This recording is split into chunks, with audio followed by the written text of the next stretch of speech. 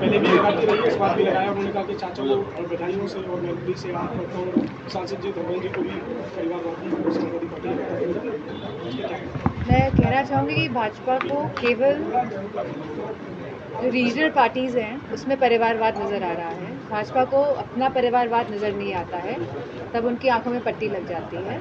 और अगर क्षेत्र के लोग चाहते हैं कि उनका सांसद कैसा हो, लोग वोट करते हैं, डेमोक्रेसी है ये, तो जिसको लोग चुनते हैं वही सांसद बनता है, मेरा मानना है।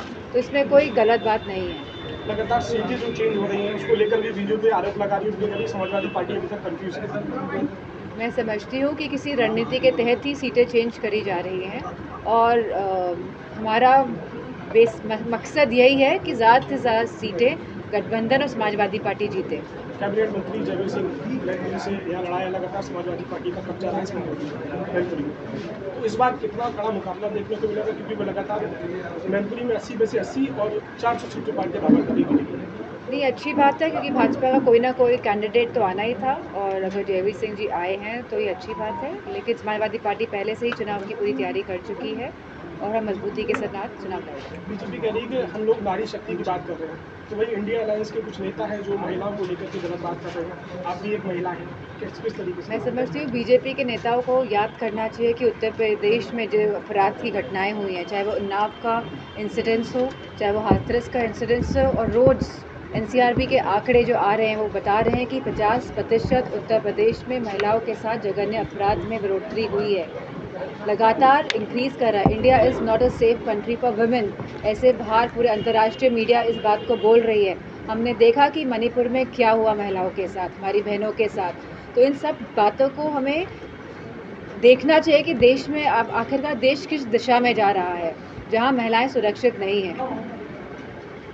मैडम, पश्चिमी उत्तर प्रदेश में क्षत्रिय बिरादरी के लोग बाकायदा पंचायत कर रहे हैं और भाजपा का काफ़ी विरोध कर रहे हैं। मैं आपसे कह रही हूँ कि हर वर्ग के लोग भारतीय जनता पार्टी से नाराज़ हैं।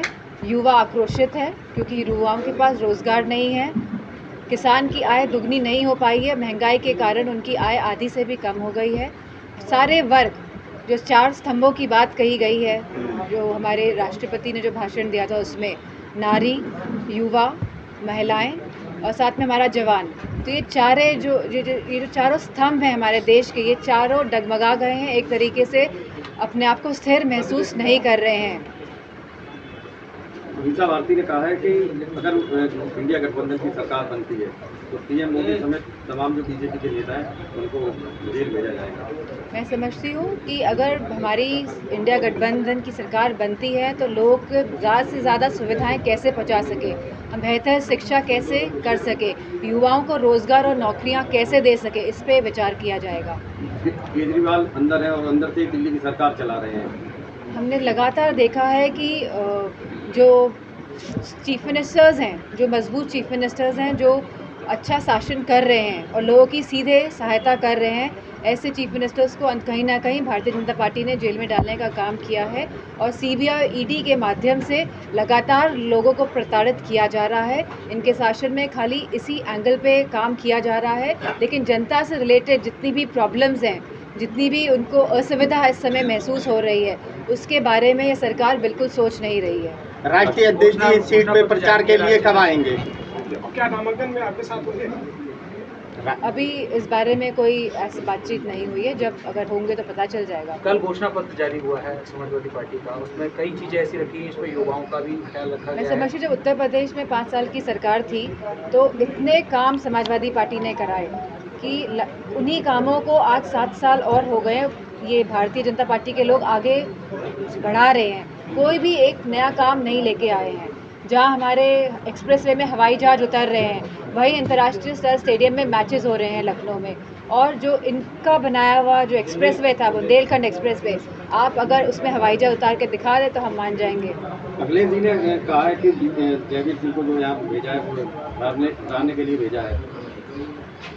भारतीय जनता पार्टी के प्रत्याशी हैं और मैं समझती हूँ समाजवादी पार्टी बहुत मजबूती के साथ लड़ेगी। लोगों का सहयोग, प्रेम और आशीर्वाद समाजवादी पार्टी के साथ है। आप लगातार पिछले 1 महीने से जनसंपर्क कर रही हैं, कितना प्रतिद्वंदी मानती हैं जयवीर सिंह को? मैं समझती हूँ बहुत प्यार मिल रहा है इस क्षेत्र में और महिलाओं का बहुत ज़्यादा ही आशीर्वाद और साथ भी मिल रहा है। मैडम एक आखिरी सवाल, नॉमिनेशन आप कब करेंगे? पता चल जाएगा आपको क्या? Thank you.